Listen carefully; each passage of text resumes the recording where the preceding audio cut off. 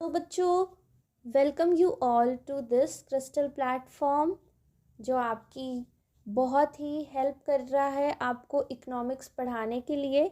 And I hope आपने अपने previous classes को रिवाइज किया है। और आज जैसे कि मैंने आपसे प्रॉमिस किया था कि अगेन हम अपने नए टॉपिक के साथ, न्यू मेथड के साथ नेशनल इनकम की शुरुआत करेंगे। सो आइए आज स्टार्ट करते हैं income method. Okay, value added method आपका फिनिश हो चुका है, उसको एक बार आपको अपने एंड से रिवाइज करना है दोबारा से, ठीक है। और आज का हमारा टॉपिक इनकम मेथड है। बहुत ही ध्यान से, बहुत ही आराम से, फ्री माइंड होकर समझिएगा। टॉपिक बहुत ही ईजी है। इन केस अगर कोई डाउट्स अराइज होता है, सो आई विल मेक श्योर कि if I have a time मैं वन शॉट भी उसका दे सकूं। बट क्योंकि ये आपकी क्लासेस जो हैं ये रेगुलर बेसिस पे हैं एंड हमारा यहाँ पे मोटिव रहता है आपको बेसिक्स आपके स्ट्रॉन्ग करना एंड आपको हर उन माइन्यूट चीज़ों के तक पहुँचाना जो मुझे लगता है कि ज़रूरी है। तो पूरी टीम हमारी आपके साथ है और किसी भी चीज़ में कोई भी प्रॉब्लम है तो आप कांटेक्ट कर सकते हैं हमारे चैनल पर। तो आइए आज का हम सेशन स्टार्ट करते हैं और ये मेथड है हमारा इनकम मेथड, नेशनल इनकम का। So it is also called distributed share method और factor payment method। सबसे पहले आपको ये समझना है कि ये जो इनकम मेथड है इसको हम क्या कहते हैं। इसको हम डिस्ट्रीब्यूटेड शेयर मेथड भी बोलते हैं और फैक्टर पेमेंट मेथड भी बोलते हैं। हालांकि इसके रिगार्डिंग क्वेश्चंस कम बनते हैं क्योंकि मेथड से समथिंग जो आपको समझ के देन उसके न्यूमेरिकली उसे एक्सप्रेस करना है, ठीक है। बाकी जहाँ तक मैं समझ पा रही हूँ नेशनल इनकम का थ्योरी जो है वो मोर इम्पॉर्टेंट है। हाँ, न्यूमेरिकल भी इसके इम्पॉर्टेंट है, ऐसा नहीं है, बट उनको आप सेकंड प्रेफरेंस अपनी दे सकते हैं। तो इसको आपको ध्यान रखना है। इनकम मेथड को distribution share method, factor payment method कहा जाता है। इस मेथड के according national income is estimated in the terms of factor payment. हम नेशनल इनकम को फैक्टर पेमेंट्स के टर्म्स में समझते हैं। फॉर से कंपनसेशन एम्प्लॉय का rent, interest, profit to the owner's household of the factors of production, land, labor, capital, enterprise during an accounting year. Sum total of factor income generated within a domestic territory of the country by the resident or non-resident is called domestic income। बहुत बड़ी definition है, दोबारा एक बार मैं revise करवाती हूँ। देखिए, सबसे पहले बोला कि इस मेथड को हम समझते हैं किस तरीके से। आपने जो भी फैक्टर पेमेंट्स की हैं, ठीक है, एम्प्लॉय को रेंट, इंटरेस्ट, प्रॉफिट, किस लिए की होंगी फैक्टर पेमेंट्स? क्योंकि आपने फैक्टर्स ऑफ इनपुट्स यूज किया है ऑब्वियसली, ठीक है। तो आपने हाउस होल्ड्स के फैक्टर्स ऑफ इनपुट्स यूज किए तो हाउस होल्ड्स ने आपको payment the during an accounting year. तो ये जो आपको फैक्टर इनकम जनरेट हुई हैं डोमेस्टिक टेरिटरी के अंदर, यानी कि कंट्री के अंदर आपको ये सारी जो चीज़ें रिसीव हुई हैं, फिर ये रेसिडेंट को भी मिल सकता है और नॉन रेसिडेंट को भी मिल सकता है। अच्छा, रेसिडेंट और नॉन रेसिडेंट का कंसेप्ट बच्चा बहुत वाइड है, पर अगर मैं कुछ बेसिक्स टर्मिनोलॉजी का यूज़ करके अगर कुछ चीज़ें सिंपल वर्ड्स में एक्सप्लेन करना चाहूँ तो जिसका 182 डेज या उससे लेस का रहना है उसको हम बोलते हैं नॉन रेसिडेंट, ठीक है। तो ये जो चीज़ है आपकी, ये दोनों पे एप्लीकेबल है। ये रेसिडेंट पर भी है जिसका मोर देन 182 डेज है और जिसका लेस देन है उस पर भी है। तो हम इसको कहेंगे domestic income. Net factor income from abroad is added to the domestic income to find national income. अब वो बोलते हैं कि आपको डोमेस्टिक इनकम निकालने के लिए आपके फैक्टर पेमेंट्स से रिलेटेड चीज़ों को कंसीडर करना है जो फैक्टर इनपुट्स के लिए आपने किया है, ठीक है। यहाँ पर आप रेसिडेंट का भी लेंगे और नॉन रेसिडेंट का भी लेंगे, पर जब आपको डोमेस्टिक से नेशनल की तरफ बढ़ना है तो आपको क्या करना पड़ेगा? जो फैक्टर इनकम फ्रॉम अब्रॉड है, यानी कि नेट फैक्टर इनकम जो अब्रॉड से मिल रही है, उसको भी आपको लेना पड़ेगा, तब आप नेशनल की तरफ मूव ऑन करेंगे। ओके, सो अब हम पढ़ेंगे फैक्टर इनकम्स क्या क्या होते हैं, ये इंपॉर्टेंट पॉइंट है। So let's see. A factor income refers to the income earned by a person as a reward for rendering factor services। जब कोई पर्सन कोई फैक्टर सर्विसेज देता है और उसके इन बदले में उसको रिटर्न में जो इनकम रिसीव होती है उसको हम बोलते हैं factor income. It may be in the form of wages, salary for labour, rent for land, interest for his capital, profit for his entrepreneurship. मैंने आपको बताया है फैक्टर इनपुट्स हमारे टोटल 4 होते हैं, land, labour, capital, entrepreneur. Land से arise क्या होगा, लैंड से अराइज होगा रेंट, लेबर से अराइज होंगे वेजेस, और आपका कैपिटल जब लगेगा, ठीक है, बिजनेस में, तो इंटरेस्ट मिलेगा ओनर को, और जब एंटरप्रेन्योरशिप से प्रॉफिट। तो यहाँ पे ये 5 चीज़ों को हम फैक्टर इनकम्स बोलते हैं।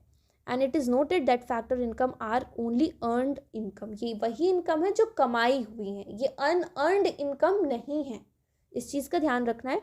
It does not include any income which is not earned. देखिए मैंने जो आपको पहले रिपीट किया वही अगेन चीज़ें आ गई कि वो इंक्लूड नहीं करता इनकम जो अर्नड ही नहीं की गई हैं, ठीक है, for which a factor service has been rendered. यानी फैक्टर सर्विस तो दिया गया है बट इनकम अर्न नहीं हुई है, तो हम उस चीज़ को नहीं लेंगे। एक एग्जाम्पल लेते हैं, old age pension received by senior citizen is not their earned income. अगर कोई सीनियर सिटीजन को ओल्ड एज पेंशन मिलता है तो वो उसकी अर्नड इनकम नहीं है बच्चों, it is just help by the government without anything in return. Government अगर किसी सीनियर सिटीजन को, आपने देखा होगा आपके घर में आपके ग्रैंड पेरेंट्स को, उनके after a certain period of job profile उनको पेंशन मिलने लगती है, ठीक है, तो ये गवर्नमेंट क्यों देती है, just for their welfare purpose. Government का पेंशन देने से के रिलेशन में ऐसी कोई एक्सपेक्टेशन नहीं है कि उसे इन रिटर्न कुछ मिले सीनियर सिटीजन वालों से, आप समझ रहे हैं। तो ये जो रिसिप्ट है, सच रिसिप्ट और payment are called transfer receipts और ट्रांसफ़र पेमेंट। तो इन पेमेंट अगर करते हैं इन केस तो उसे ट्रांसफ़र पेमेंट बोलते हैं, और मिल रहा है तो ट्रांसफ़र रिसिप्ट्स कहेंगे। These are not included in estimation of national income. तो इन चीज़ों को हम नेशनल इनकम में इंक्लूड नहीं करते, क्योंकि हम नेशनल इनकम में फैक्टर इनकम्स को लेते हैं, और फैक्टर इनकम्स हम होने वाली सिर्फ 4 चीज़ों से हमें होता है, लैंड, लेबर, कैपिटल, एंटरप्रेन्योर। इनसे अराइज होने वाली जो जो चीज़ें हैं वो हम कंसिडर करेंगे। Rest things were not to be included. Okay, सबसे पहला आता है क्लासिफिकेशन ऑफ फैक्टर इनकम। अब हमने अभी देखा कि फैक्टर इनकम होता क्या है, ठीक है, हमने देखा कि अभी जो मेथड हम पढ़ने वाले हैं इनकम मेथड, ठीक है, तो उसमें क्या क्या चीज़ें हमें लेना है, किस पे, रेसिडेंट पे, नॉन रेसिडेंट पे, दोनों पे एप्लीकेबल है। अब हम देखेंगे इसके टाइप्स क्या क्या हैं। अब आपको पता होना चाहिए ना कि इनकम भी डिफरेंट टाइप्स की होती है, किन चीज़ों का एक्सक्लूजन्स करना है और किन का इंक्लूजन्स करना है। सबसे पहले तो देखा जाए ब्रॉडली जो कैटेगराइज किया गया है, first of all compensation of employ, it includes the following. अब अगर मैं कहूँ एम्प्लॉय का कंपनसेशन, तो एम्प्लॉय के कंपनसेशन में वेजेस एंड सैलरी, ठीक है, compensation of employ, so wages and salary refer करता है कैश पेड और transfer to salary account of employ. अब एम्प्लॉयर एम्प्लॉय को जो कैश पे करेगा या जो उसके सैलरी अकाउंट में ट्रांसफ़र करेगा वो, ठीक है, as a reward for his work done, यानी कि जो एम्प्लॉय ने काम किया है उसके एक्सचेंज में वो उसको एज अ रिवॉर्ड क्या दे रहा है, वेजेस, सैलरी दे रहा है। During and period of an accounting year, wages and salary, इस चीज़ को हम जो है इंक्लूड करेंगे किसमें, कंपनसेशन ऑफ एम्प्लॉय में। Second point, kind of payment in kind. Let's say बच्चों कि आपने सुना होगा जब कोई एम्प्लॉयर ना अपने एम्प्लॉय को अपने यहाँ काम करने को देता है, तो समटाइम्स व्हाट हैपेंस कि वो उसको कुछ परक्विजिट्स देता है। Do you know what is perquisite? Perquisite जो होता है that is extra benefit which is provided by employer to his employee, ठीक है, और ये जो बेनिफिट होता है कि किसी भी फॉर्म में हो सकता है, मतलब ये कैश में हम बेसिकली इसको नहीं देखेंगे क्योंकि कैश वाला तो आपका वेजेस और सैलरी में हो ही जाएगा, ये रेस्ट चीज़ों में आता है। फॉर एग्जाम्पल, आपके किसी एम्प्लॉयर ने आपको रहने के लिए घर दिया, ये ज़रूरी नहीं है कि वो घर उस एम्प्लॉयर का ही हो, ज़रूरी नहीं है उसका ओनर वो हो, ऐसा भी कुछ ज़रूरी नहीं है कि आप एम्प्लॉय का घर हो, एम्प्लॉयर उसकी पेमेंट कर रहा है। तो ये यहाँ मेनली 3 केसेस बनते हैं, बट अभी के लिए आपका ये पार्ट नहीं है, बट मैं थोड़ा सा आपको एक्सप्लेन कर देती हूँ कि मे बी एम्प्लॉयर कहीं रेंट या लीज पे लेके एम्प्लॉय को दे रहा है, ठीक है, उसके जो भी एक्सपेंसेस है वो बियर करेगा। मे बी एम्प्लॉयर उसका ओनर खुद है और फिर वो अपने एम्प्लॉय को देता है। और तीसरा केस है कि एम्प्लॉय का वो खुद घर है और फिर वो जो है एम्प्लॉयर उसको उसके एक्सपेंसेस को बियर कर रहा है। ये एक तरीके से एम्प्लॉय के लिए परक्विजिट होता है, समझ रहे हैं आप। और इसका जो बेसिकली जो यूज़ है वो आपके होता है for the purpose of calculation of income tax under the head salary. आपको यहाँ पे अभी सिर्फ ये समझना है कि यहाँ पर पेमेंट इन काइंड है, यानी कि आपको कैश नहीं दिया जा रहा है, आपको नॉन मॉनेटरी बेनिफिट्स प्रोवाइड किए जा रहे हैं। ठीक है, इस चीज़ को भी हम क्या करेंगे अपने कंपनसेशन ऑफ एम्प्लॉय में इंक्लूड करेंगे। थर्ड आता है employer contribution to social security. Do you know बच्चों ये कंसेप्ट क्या कहता है? It refers to such payment as provident fund contribution by employer on behalf of employee. अगर कोई प्रोविडेंट फंड का कंट्रीब्यूशन एम्प्लॉयर करता है एम्प्लॉय के बिहाफ पे, जो कि एक स्टैट्यूटरी रिक्वायरमेंट बन जाती है समटाइम्स। ठीक है, गवर्नमेंट कहती है कि जो एम्प्लॉय काम करेगा उसको आपको क्या देना है, प्रोविडेंट फंड जो है वो इतने परसेंटेज से कंट्रीब्यूशन करते जाना है एम्प्लॉयर को, और कुछ परसेंटेज से एम्प्लॉय को करना है, तो वो उसके सैलरी हेड से डिडक्ट होता है। तो उसमें आपका होगा क्या कि ये जो कंट्रीब्यूशन है इसको भी हम अपने एम्प्लॉय कंपनसेशन का पार्ट मानते हैं। फोर्थ आता है pension on retirement. So to be specific it does not refer to old age pension. देखा जाए तो यहाँ जो पेंशन की बात हो रही है ये ओल्ड एज पेंशन नहीं है, it only refers to the pension payment as a part of service contract between employer and employee. तो एम्प्लॉयर और एम्प्लॉय के बीच में एक एम्प्लॉयर एम्प्लॉय अग्रीमेंट बनता है सबसे पहले। ठीक है, सैलरी जो है वो एम्प्लॉयर एम्प्लॉय रिलेशनशिप से अराइज होती है, तो यहाँ पर एक सर्विस कॉन्ट्रैक्ट में पेंशन पेमेंट जो है वो मेंशन किया जाएगा। तो ये रिटायरमेंट वाले की बात नहीं हो रही है। ठीक है, ओल्ड एज पेंशन नहीं है ये रेफर कर रहा है पेंशन पेमेंट जो कि सर्विस कॉन्ट्रैक्ट का पार्ट है। ठीक है, यानी कि पेंशन ऑन रिटायरमेंट। नेक्स्ट आता है operating surplus. It refers to the income from property and entrepreneurship. ठीक है, ऑपरेटिंग सरप्लस यानी कि अगर आपको लेट सपोज प्रॉपर्टी है कहीं पे आपकी और उससे आपको इनकम हो रही है, या फिर एंटरप्रेन्योरशिप है, कोई एंटरप्राइज है वहाँ से इनकम हो रही है, तो इसको हम ऑपरेटिंग सरप्लस कहते हैं। सरप्लस का मतलब ही होता है profit. Okay, so it is what appropriation of profit. तो इसमें आपका मेनली जो चीज़ें आती हैं जैसे rent, interest, profit. Profit is further split into 3 components. अब हमने कहा भाई प्रॉफिट, इंटरेस्ट, रेंट ये तो सरप्लस में आ गया, ऑपरेटिंग सरप्लस में।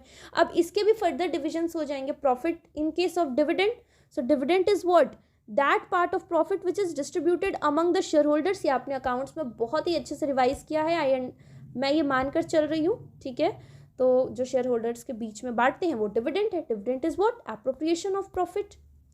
फिर उसके बाद कॉर्पोरेट प्रॉफिट टैक्स आता है, पार्ट ऑफ प्रॉफिट जो कि गवर्नमेंट पे करती है प्रॉफिट टैक्स के अकॉर्डिंग, उसको हम बोलते हैं कॉर्पोरेट प्रॉफिट टैक्स। फिर अनडिस्ट्रीब्यूटेड प्रॉफिट आता है।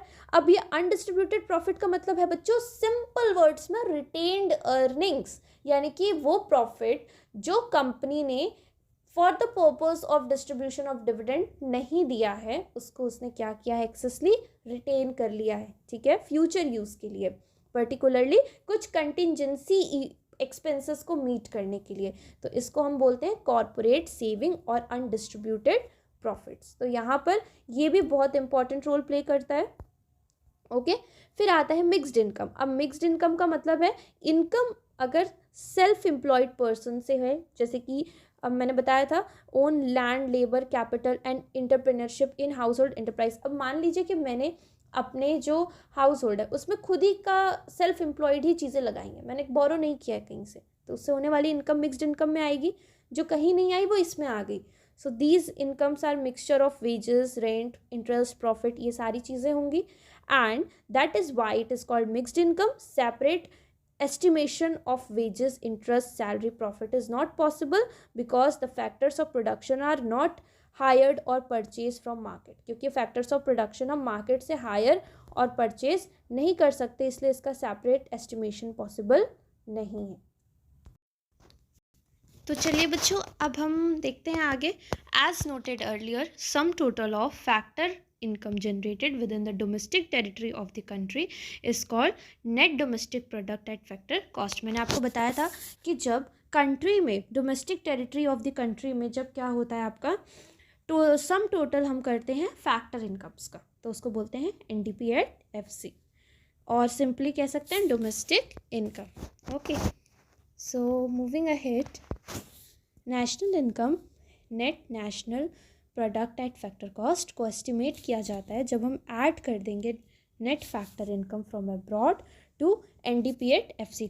तो net domestic product at factor cost में जब ऐड करते हैं फैक्टर इनकम फ्रॉम अब्रॉड तो हमें मिलता है net national product at factor cost. ठीक है, ये फॉर्मूला है।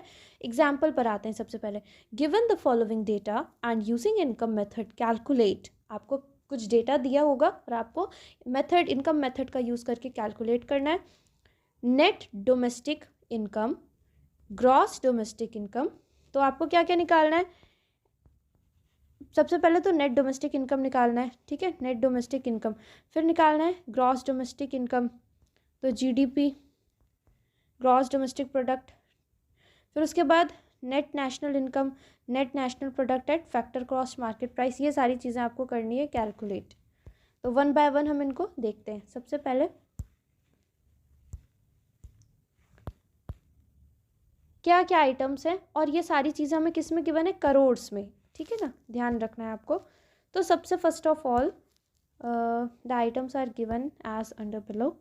इनडायरेक्ट टैक्सेस हैं 9000 के। ठीक है, याद रखना है इनडायरेक्ट टैक्सेस 9000। सब्सिडीज गवर्नमेंट देगी 1800 की। डिप्रिसिएशन 1700। मिक्स्ड इनकम है सेल्फ एम्प्लॉयड से। मैंने बताया था मिक्स्ड इनकम क्या होता है, जब हम अपने ही जो है फैक्ट रिसोर्सेज को एम्प्लॉय करते हैं उससे जो होने वाली इनकम है वो मिक्स्ड इनकम है। ऑपरेटिंग सरप्लस में 3 चीज़ें आती हैं, रेंट, प्रॉफिट और एक और चीज़। रेंट, प्रॉफिट और बताइए। Rent, profit and interest. Okay, ऐसे भूलना नहीं है, चीज़ों को रिमेंबर करना है, क्योंकि अगर हमें रिटेन नहीं होगा तो बहुत प्रॉब्लम हो जाएगी और for solving such kind of sums. Okay, so operating surplus 10,000 है। Now net factor income from abroad 300। Compensation of employee, बाहर से होने वाली इनकम जो नेट में है वो 300 है। एम्प्लॉय की कंपनसेशन में अब यहीं पे सारी वेजेस, सैलरीज, कोई भी परक्विजिट्स, वो सारी चीज़ें होंगी। ठीक है, हम ये मान लेते हैं, अजम्पशन लेते हैं। तो स्टार्ट करते हैं कैलकुलेट करना। पहले हम निकालेंगे डोमेस्टिक इनकम। तो डोमेस्टिक इनकम निकालने के लिए what we should do, first of all just mixed income of self employed. जो सेल्फ एम्प्लॉयड की मिक्स्ड इनकम है जो कि थी 28,000 in crores. Okay, so crore आपको पहले से ही समझ जाना है कि वो सबके साथ है। तो नेक्स्ट है ऑपरेटिंग सरप्लस जो कितना था 10,000 और कंपनसेशन ऑफ एम्प्लॉय जो कि गिवन है 24,000। हमने इन सभी को ऐड किया और हमारे पास जो निकल कर आया है equal to 62,000 crore is our answer. तो ये क्या हो जाएगा? Net domestic income. This is what? Net domestic income.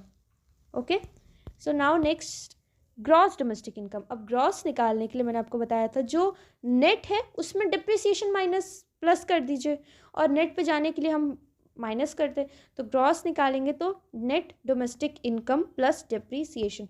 तो आपका जो नेट डोमेस्टिक इनकम आया है वो कितना आया था? 62,000 करोड़। ठीक है, this is your net domestic income.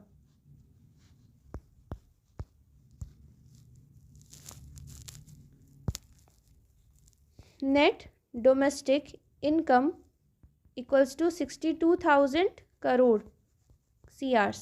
ठीक है, इसमें अगर आप ऐड कर देंगे डेप्रीसिएशन तो आपको क्या मिल जाएगा? What you will get? Gross domestic income. So हम यहाँ पे लिखते हैं ग्रॉस डोमेस्टिक इनकम। ठीक, तो डेप्रीसिएशन कितना था अपने पास?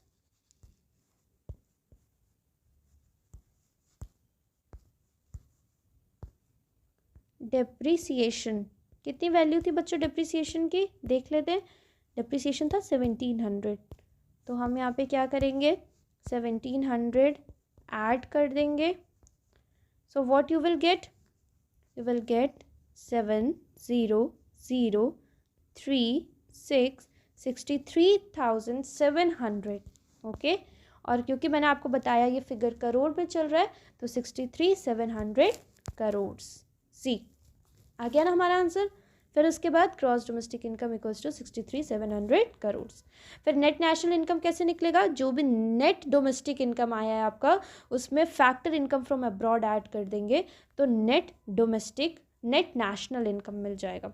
तो हमारे पास फैक्टर इनकम कितना था यहाँ पे, फैक्टर इनकम हम देखते हैं, मैंने आपको बताया था आपको फिगर्स ध्यान रखना है. So factor income is 300. Here return 300 net factor income from abroad. तो आपको क्या करना है, जो हमारे पास आया है डोमेस्टिक इनकम, उसमें आपको 300 क्या करना है, ऐड कर देना है. ओके, तो अगर हम क्या करेंगे 300 ऐड करेंगे, बट क्योंकि वो माइनस वाला है तो हमें वैसे तो एडिशन करना है, बट वैसे देखा जाए तो ब्रैकेट लगाकर हम उसे डिडक्शन की तरह शो करेंगे. तो 62,000 minus 300 crore. You will write here 62,000 minus 300 crores. So what you will get 61,700 in crores. Getting? आगे देखते हैं. तो 61,700. अब net national product eight market price निकालने के लिए आपको क्या करना पड़ेगा, सबसे पहले नेट नेशनल इनकम जो कि आया है 61,700 करोड़, उसमें इनडायरेक्ट टैक्सेस जो कि कितना था हमने देखा था 9,000 करोड़, सब्सिडीज़ गवर्नमेंट की माइनस होंगी 1,800. सो अगेन 61,700 करोड़ में आप गवर्नमेंट के इनडायरेक्ट टैक्सेस को ऐड करेंगे जो कि जीएसटी जिनको कह सकते हैं, टैक्सेस गवर्नमेंट इम्पोज करती है. और यहाँ से सब्ट्रैक्ट होगा, यहाँ पे आप सब्ट्रैक्ट करेंगे कितना, subsidies 1,800 crore. So what you will get 68,900 crore in value. So ये आपका हो जाएगा नेट नेशनल इनकम. गेटिंग? तो यहाँ पर हमारा इनकम मेथड भी ख़त्म होता है. वो बहुत ही शॉर्ट में मैंने ब्रीफली आपको एक्सप्लेन किया है. एक बार इसको रिवाइज करेंगे और फिर हम आगे मूव ऑन करेंगे. सो तब तक के लिए बाय बाय बच्चों.